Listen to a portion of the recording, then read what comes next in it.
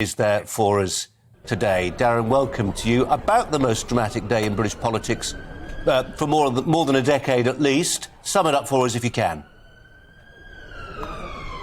Yeah, incredible, and actually quite incredible listening to that liaison committee. Surreal at times, isn't it, given the fact that we know the drama that is taking place in and around Westminster, having to listen to the Prime Minister talk about fertiliser and about farming policy and foreign policy, when it is become clear to his own party and indeed to, frankly, everyone here in Downing Street, and it's a pretty packed Downing Street, that he is, and let's be honest and frank about this, on his way out. Why do I say that? Because you're right in reporting that there is a delegation waiting to see the Prime Minister. We're expecting him back, I would have thought, relatively soon. We've just seen Simon Hart, the Wealth Secretary, go in, Anne-Marie Trevelyan, the International Trade Secretary.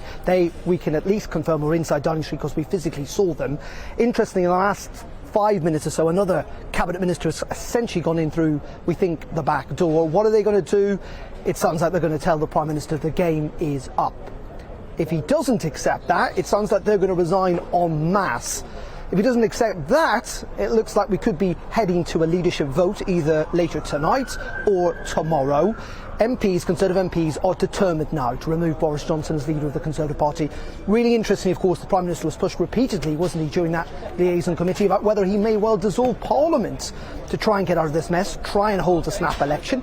Effectively wouldn't rule that out, though it seems that people inside the Buckingham Palace are suggesting, Colin, this afternoon, that the Queen's not necessarily minded to grant Boris Johnson a dissolution of Parliament, given the fact that the Conservatives still hold a pretty large majority there. So it is incredibly extraordinary stuff. Even by the turmoil of British politics over the last 5, 6, 7 years, this has been an incredible day.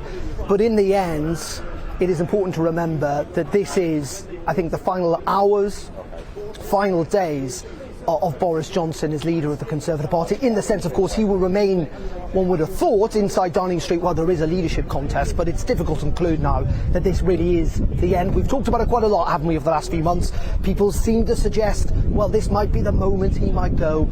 This now does seem like the moment he might go. If you've got a delegation of senior cabinet ministers saying you need to go, Prime Minister, and if you don't go, we will, it's going to be pretty difficult for Boris Johnson to ride that one out.